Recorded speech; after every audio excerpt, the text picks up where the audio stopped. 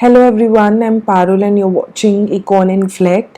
तो अब I have started with the new chapter, chapter number 4. पहले जो है ये chapter number 5 था जब syllabus में 10 chapters थे, but make sure आप जो है न्यू बुक फॉलो कर रहे हो एनसीईआरटी की विच इज़ रैशनलाइज्ड फॉर 2023-24 जिसमें ये चैप्टर नंबर 4 है ह्यूमन कैपिटल फॉर्मेशन एंड हम इस वीडियो में टॉपिक 4.1 और टॉपिक 4.2 सिर्फ यही दो टॉपिक कवर करेंगे। ये टॉपिक हैं तो छोटे से which is on page number 59 and page number 58 लेकिन बहुत ज़्यादा एग्जॉस्टिव है, मतलब इसमें कंटेंट जो है वो बहुत लोडेड है। मेक श्योर आपके पास जो है आपकी एनसीईआरटी बुक है when you are going through this video, because काफ़ी कुछ होगा जो इस बुक में इस पर्टिकुलर चैप्टर में आपको कीवर्ड्स दिए हुए हैं, बहुत अलग अलग जगह पर हैं। आपको कंपाइल करके मार्क करके एक बहुत अच्छा आंसर बनाना पड़ेगा, मेहनत बहुत लगेगी, तो इट्स बेटर आप अपनी बुक अपने साथ रखिए। And please it's a request, do not follow the old book जिसमें 10 चैप्टर्स थे, क्योंकि काफ़ी सारा कंटेंट भी रिवाइज हुआ है और इस पर्टिकुलर चैप्टर में काफ़ी सारे चेंजेस हैं। तो अगर आप पुरानी बुक रेफर कर रहे हो तो उससे आपको कोई फ़ायदा नहीं होगा। So either you purchase a new one or you can download it from the NCERT website.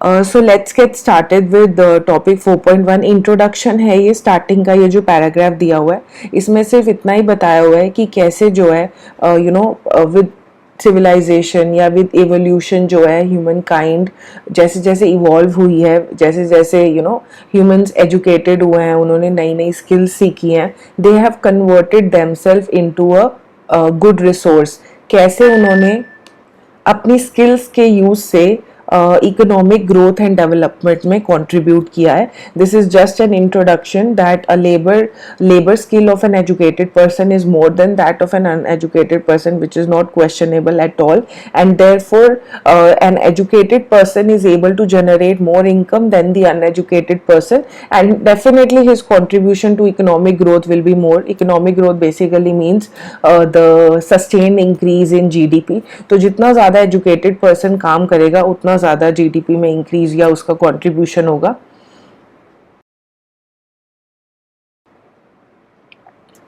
अब सिर्फ इसी पर्टिकुलर टॉपिक 4.1 से ये दो क्वेश्चंस बनते हैं जो एनसीईआरटी से ही हैं। Question number 8, education is considered to be an important input, and question number 13, examine the role of education in the economic development. और इसका आंसर भी उसी पेज पर ही है। I have mark these keywords, ये मैंने येलो में हाईलाइट कर दिए हैं। अब एक प्रॉब्लम ये है कि आपको कहीं पे भी इस पर्टिकुलर क्वेश्चन से रिलेटेड इलेबोरेट एक्सप्लेनेशन नहीं मिलेगी। कीवर्ड्स हैं, आप उसकी हेल्प से आसानी से आंसर्स सेंटेंसेस फ्रेम कर सकते हो। फॉर एग्जाम्पल, एजुकेशन का रोल क्या है? Higher, it leads to higher earning capacity, better social standing and pride, it enables to make better choices in life, it provides knowledge to understand the changes taking place in the society, it stimulates innovations, it leads to adaptation or facilitates adaptation of new technologies, and it accelerates in the development process। तो ये सारे के सारे keywords हैं जो कि book में ही हैं। तो एजुकेशन से रिलेटेड आंसर क्वेश्चन आएगा तो आप भी यही लिखोगे। प्लस अगर one of the source of human capital formation is education, जिसके लिए कंटेंट उस पर्टिकुलर टॉपिक में नहीं है, तो आप यही वाला कंटेंट वहां पर भी यूज कर सकते हो।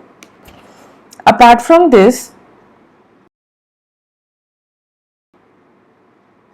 there could also be a picture based question formed from this particular topic, figure 4.1 from NCERT। आपको ये पिक्चर मिल सकती है पेपर में, और इससे रिलेटेड जो इसका कैप्शन है, adequate education and training to farmers can raise productivity in farms, elaborate या थ्रो लाइट या डिस्कस, इससे रिलेटेड आपको क्वेश्चन मिल सकता है जिसमें आप ह्यूमन कैपिटल फॉर्मेशन के बारे में ही बताओगे और स्पेसिफिकली एजुकेशन पे फोकस कर रहा है, तो अगेन एजुकेशन के ही पॉइंट्स हाईलाइट होंगे।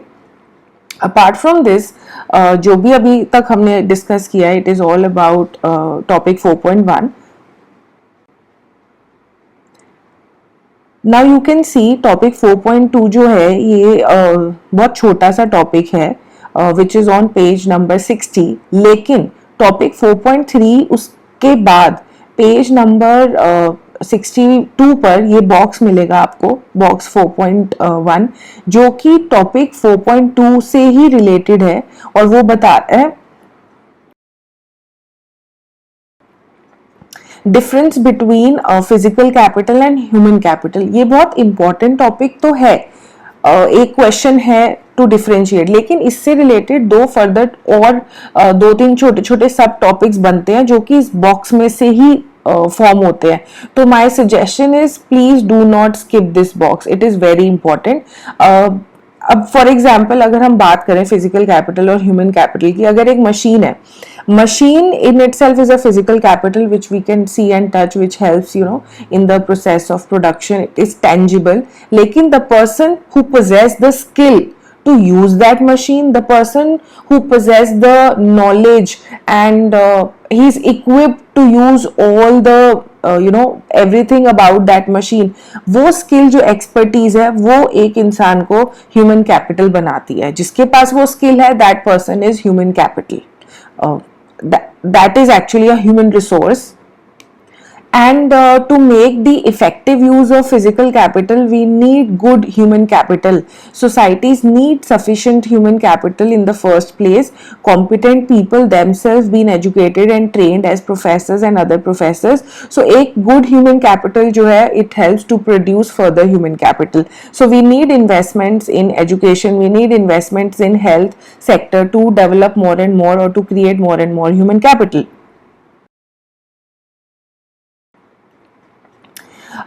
Now if you see in book you will not get a good definition of human capital. मैंने देखा, मुझे कहीं पे भी ढंग से कुछ नहीं मिला.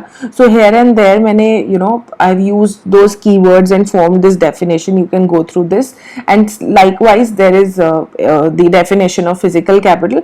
Human capital consists of those knowledge, skills and skills of that expertise of that people.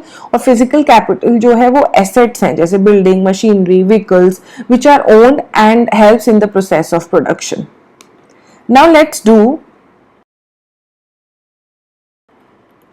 a comparison between physical capital and human capital. Again, ये particular topic is only from box 4.1. जो बॉक्स है वो बहुत important है. Now this is first point, ये मैंने highlight कर दिया है. The ownership of physical capital is the outcome of conscious decision. जो भी एक ओनर है वो जो भी एक फिजिकल कैपिटल का ओनर है वो उसका कॉन्शियस डिसीजन है टू ओन इट और not to own it. But a substantial part of human capital formation तब स्टार्ट हो जाता है जब हमें पता भी नहीं होता कि हम actually we are trying to develop into a resource और we are into the process of human capital formation. जब हम बहुत छोटे होते हैं और हमारा डिसीजन जो है वो हमारे पेरेंट्स रिलेटिव्स पे होता है कि हमें स्कूलिंग देना, उसके बाद प्रॉपर एजुकेशन देना, एक फॉर्मल सिस्टम में डालना, तो ये प्रोसेस पहले ही शुरू हो जाता है. लेकिन एक फिजिकल कैपिटल की ओनरशिप जो है that is actually a conscious decision of the owner. Second thing, physical capital is mainly an economic or technical process. It involves money, profit, loss, investment, technicalities, how to use that particular capital, be it machine.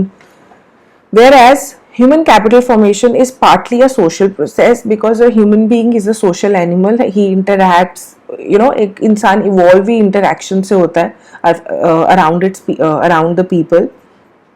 So it is a social process and a conscious decision of the possessor of the human capital कि जो उस particular skill या expertise के लिए enrol कराता है, ये उसका कॉन्शियस डिसीजन है to get that particular expertise और whichever field he wants to get into.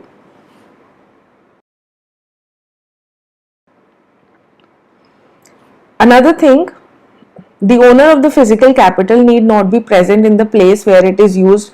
For book पे एक बहुत अच्छा एग्जाम्पल दिया हुआ है कि एक बस ड्राइवर जो है who possesses the knowledge and ability to drive the bus, उसका वहां पे possess होना या उसका वहां पे exist होना जरूरी है जो उस बस को चलाएगा.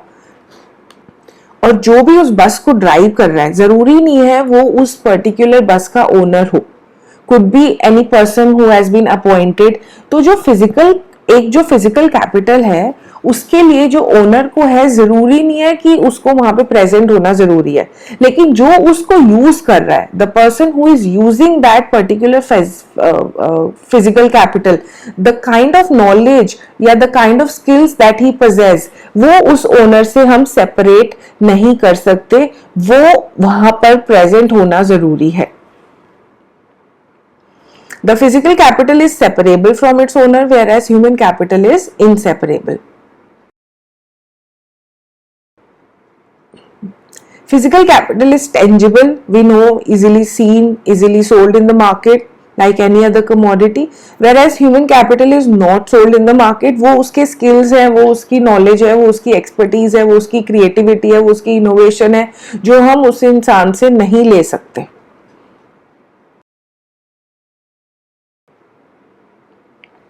The two forms of capital differ in terms of mobility across space. अब यही एक particular point आपको एक सब टॉपिक, एक 3 मार्कर क्वेश्चन में भी मिल सकता है.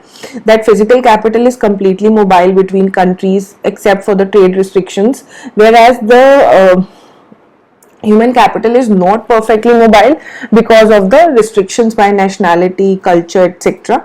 Physical capital formation can be built even through imports. मतलब हम किसी भी कंट्री से इंपोर्ट करके अपना फिजिकल कैपिटल क्रिएट कर सकते हैं.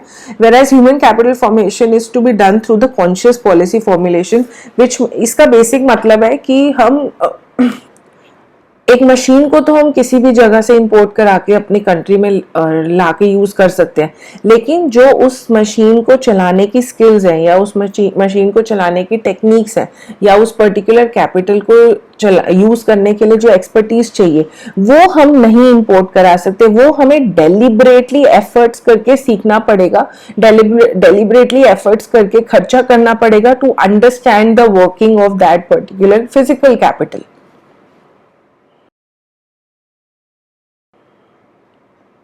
Both forms of capital depreciate with time, but उनका depreciation differ करता है. Physical capital depreciates due to wear and tear, जो हम पढ़ते ही हैं accountancy में depreciation क्या होता है, या फिर टेक्नोलॉजी obsolete हो गई तो depreciation हो गया. whereas in human capital जो depreciation है वो aging के साथ होता है. जैसे जैसे हमारी age होती है वैसे वैसे हमारी skills या expertise पे भी effect पड़ता है. बट ये एजिंग या ये डेप्रिसिएशन जो है हम थोड़ा सा पोस्टपोन कर सकते हैं by investing in better health, by investing in better education time to time.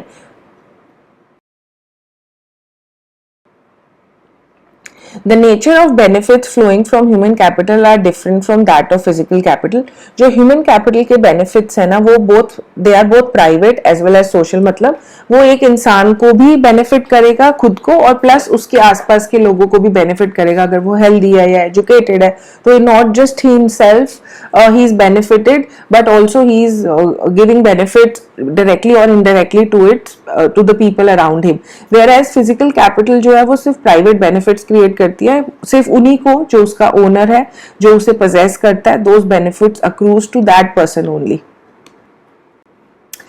So this was all about topic 4.1 and 4.2. I'll be sharing more and more videos related to other topics, but yes, of course this topic is very lengthy, so make sure you do it in depth. And if you have liked my video, do subscribe to my channel, and you can also follow my Instagram page where I keep posting more and more questions and more flowcharts, more and more picture based questions for you to practice. Thank you for watching the video.